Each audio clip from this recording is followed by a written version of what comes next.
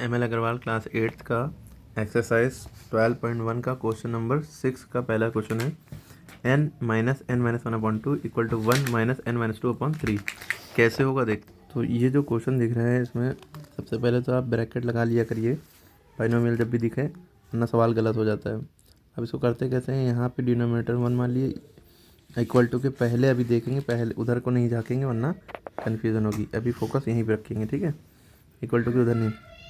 इतना ऐसा कैसे सॉल्व होता है, याली लाइन और याली लाइन मिला के बड़ी सी लाइन खींच लेते हैं। फिर अगर एक तरफ 1 है तो बहुत आसान है सवाल, 2 1 मल्टीप्लाई करके यहाँ लिखा, फिर 2 को इधर क्रॉस मल्टीप्लाई किया, 2 इंटू एन, 2n हो जाएगा, माइनस लगाए तो माइनस लगाएंगे, 1 और इसको मल्टीप्लाई करेंगे।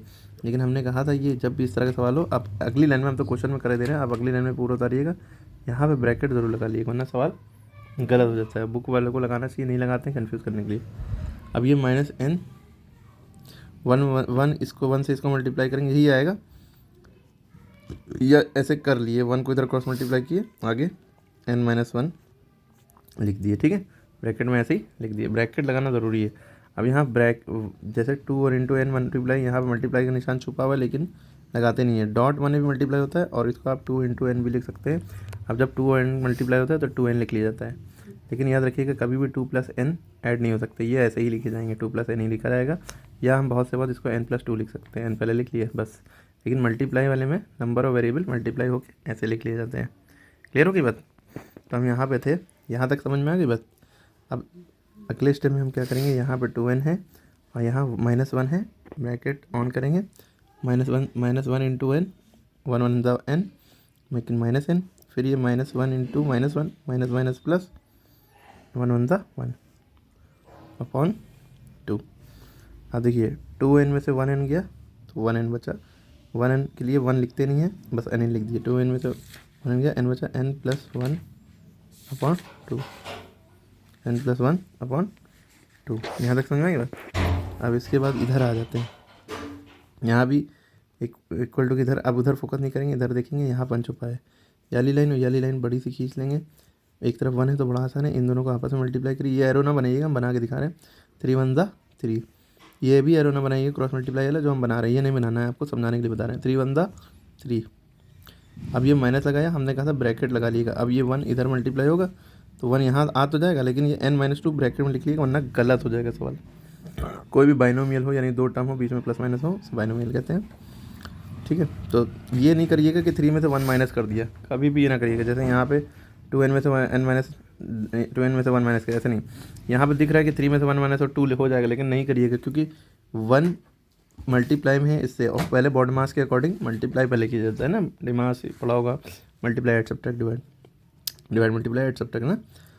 तो इसको अंदर मल्टीप्लाई पहले ये 3 लिख लिया, -1 इन द n, लेकिन माइनस का आएगा, फिर ये माइनस समेत अंदर माइनस प्लस 1 2 द 2 अपॉन 3।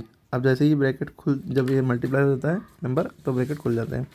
अब इसके बाद देखिए 3 + 2, भाई 3 में से n घट तो सकता नहीं 3 में, लेकिन 2 ऐड हो सकता है, 3 2 5 हो गए, 5 - n अपॉन 3। अब ये देखिए ये दूसरे की तरह से गया। फिर ये देखिए बाइनोमियल है, मोनोमियल बाइनोमियल ट्राइनोमियल पढ़ाई होगा, ये 2 टर्म है, ब्रैकेट में कर लेंगे वरना गलत हो जाएगा सवाल। अच्छा इक्वल टू लगा होता है तो हमारे पास एक ही रास्ता बचता है कि हमें इसको इधर क्रॉस मल्टीप्लाई करना है, इसको इधर, तो हम कर लेते हैं। जब एक लाइन में 2 इक्वल टू एक को इम्प्लाइज दैट बना लेते हैं। 3 भाई n+1 लिखा है ब्रैकेट में, और ये 3, फिर ये 2 उधर जाएगा, 5 - n, ठीक। अब मल्टीप्लाई का निशान नहीं लगाते, ज़रूरी नहीं है, मल्टीप्लाई हिडन है, ठीक है। अच्छा 3 जब इससे मल्टीप्लाई होगा, 3 बाद में भी लिख सकते हो, 3 पहले भी लिख सकते हैं, ठीक है, ब्रैकेट के यहाँ पे जैसे 2 पहले लिखा है 2 यहाँ पे भी लिख सकते हैं। अब ये इसका मतलब ये है कि 3 अंदर दोनों से मल्टीप्लाई होगा, इससे भी इससे भी, इसके बाद का स्टेप भी हमेशा याद रखिए यही होता है। जब 3n से मल्टीप्लाई होता है तो ये हो जाता है 3n + 3 1 द 3, इसलिए 2 5 the 10 -2n the 2n। Clear. अब भाई भाई एक साथ कर लेंगे, भाई किसका है, 3n का भाई कौन है, -2n, ये -2n है, इक्वल टू इधर आएगा +2n हो जाएगा, ठीक है, माइनस साइन पलट जाता है क्योंकि ये नंबर के पहले उसका अपना साइन है, 10 का साइन यहाँ प्लस छुपा हुआ है, इक्वल टू 10। अब ये +3 है, ये नंबर है तो नंबर के साथ चलाएगा, माइनस उधर जाएगा, -3 हो जाएगा, ठीक। अब देखिए 3n + 2n 5n हो गया, 3 2 5 है, 10 में 3 गया 7 हो गया, ठीक। एन की वैल्यू निकालनी है तो 7 -5 होगी भैया, एन की वैल्यू निकालनी है, ये 5 मल्टीप्लाई में तो नीचे चला जाएगा, -5 थोड़ी ना होगी, ठीक है। एन की वैल्यू 7/5 आ गई। ये स्टेप बाय स्टेप एकदम से शुरू से फिर से देखिए, एक एक चीज़ समझ में आएगी।